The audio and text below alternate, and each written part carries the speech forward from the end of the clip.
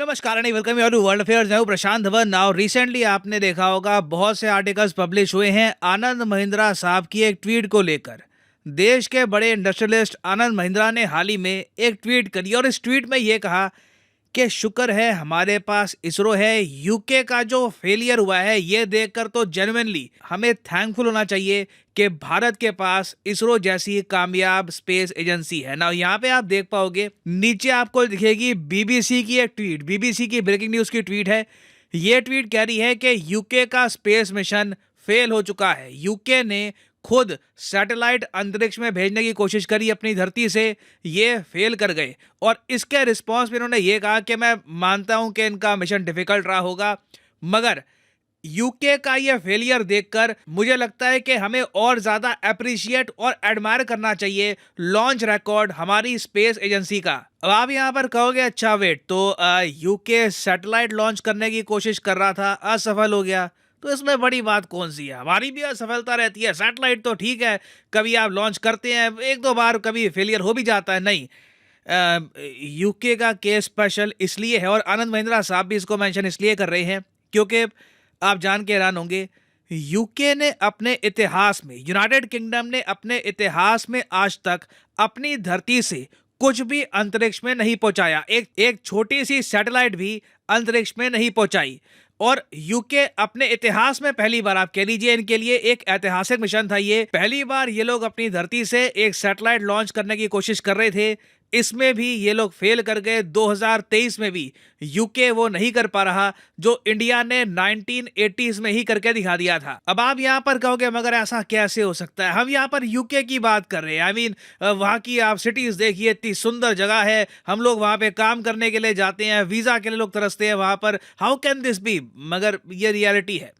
UK का खुद का जो स्पेस प्रोग्राम है ये ओवर द इयर्स कुछ खास डेवलप कर नहीं पाया और इसलिए यूके खुद अपनी धरती से कोई सैटेलाइट अंतरिक्ष में नहीं पहुंचा पाया। हालांकि एक मैं यहाँ पे मुझे बात मेंशन करनी पड़ेगी, 1971 में ना यूके ने क्या किया था कि ऑस्ट्रेलिया की हेल्प से, यूके और ऑस्ट्रेलिया के रिलेशंस, यहाँ पे ये यूके हो गया, ये ऑस्ट्रेलिया है, दोनों के रिलेशंस काफी अच्छे हैं, दोनों सेम कल्चर से बिलोंग करते हैं, कॉमनवेल्थ रेल्म के मेंबर्स हैं। तो यूके ने कहा ऑस्ट्रेलिया को कि इनका एक रॉकेट है ब्लैक एरो, उससे यूके एक सैटेलाइट लॉन्च करना चाहता है। ऑस्ट्रेलिया ने अपनी धरती इसके लिए अलाउ कर दी और यूके ने एक, आप कह लो, छोटी सी डमी सैटेलाइट थी, ये लॉन्च कर दी। अब ये देखिए इतनी कोई खास अचीवमेंट थी नहीं, क्योंकि पहली बात तो यूके ने खुद अपनी धरती का इस्तेमाल किया नहीं था और ये 2 कंट्री एफर्ट था। वेरास इसरो को आप अगर देखो तो सिर्फ फॉरेन सैटेलाइट की मैं बात करूं, अगर इंडियन सैटेलाइट्स को भी ऐड कर दिया तो आंकड़ा कहीं और पहुंच जाएगा।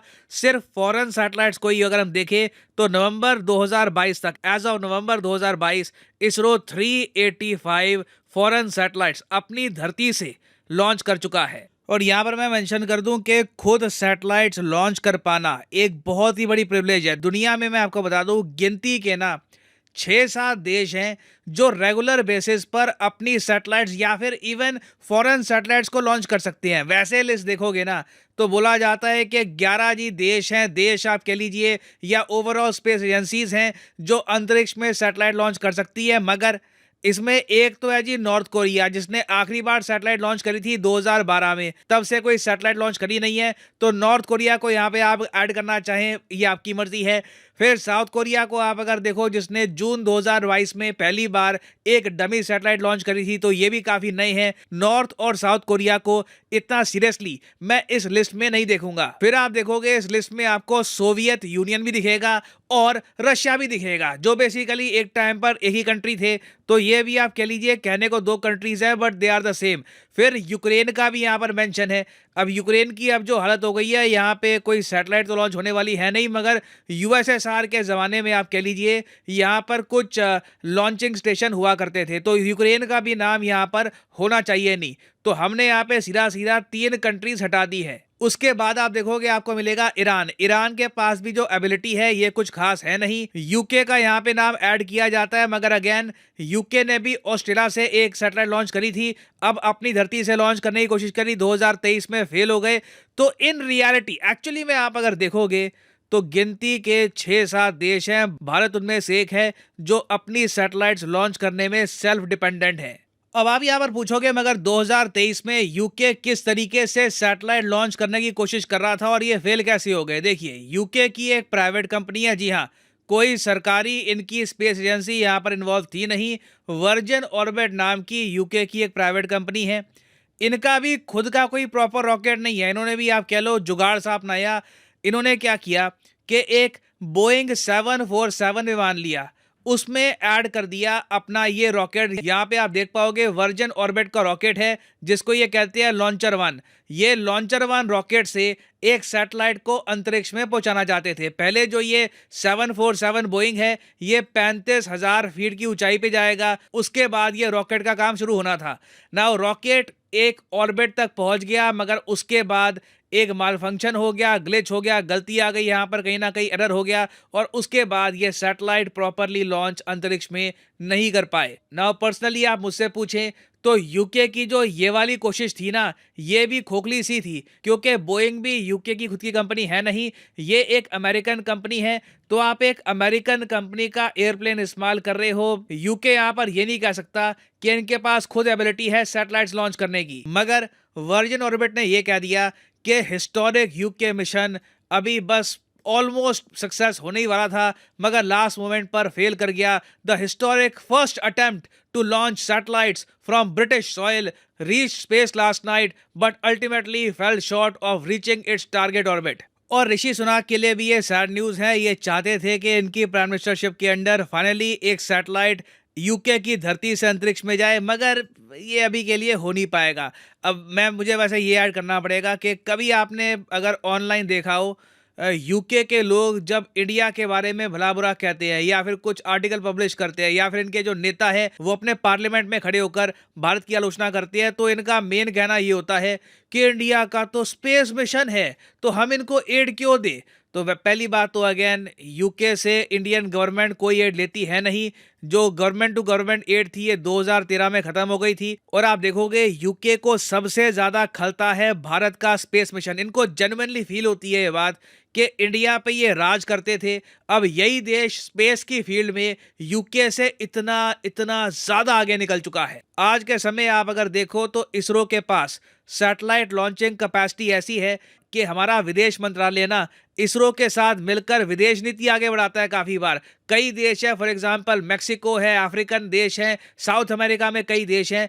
इंडिया डायरेक्टली उनसे बात करता है और कहता है कि आप हमारे साथ रिलेशंस इंप्रूव करिए, इंडिया के साथ खड़े होइए, हम आपकी जो सैटेलाइट्स है लॉन्च करेंगे, we will do it for you. और अभी हमने रिसेंटली देखा कि ब्राजील की अमेजोनिया 1 सैटेलाइट हमने लॉन्च भी करी है। और अब तो खैर सैटेलाइट छोटी बात है, हम इंटरप्लैनेटरी जा रहे हैं, हम मार्स में भेज चुके हैं एक ऑर्बिटर। और 2023 में तो आप देखोगे, पहली बात तो गगनयान मिशन को इंडिया लॉन्च करेगा। अनक्रूड मिशन है, अभी इसमें कोई एस्ट्रोनॉट्स होंगे नहीं।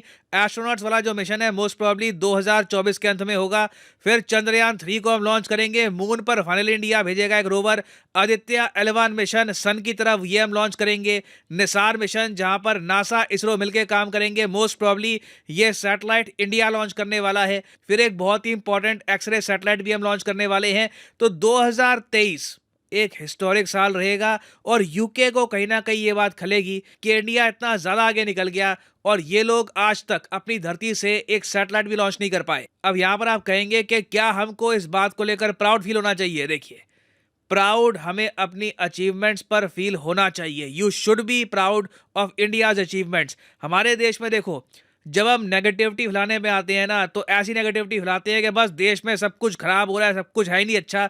जबकि इंडिया ने देखिए बहुत कुछ अकॉम्प्लिश भी किया है पिछले 70 सालों में। तो प्राउड होना कोई खराब बात नहीं है, मगर कभी भी सेटिस्फाइड मत होइए।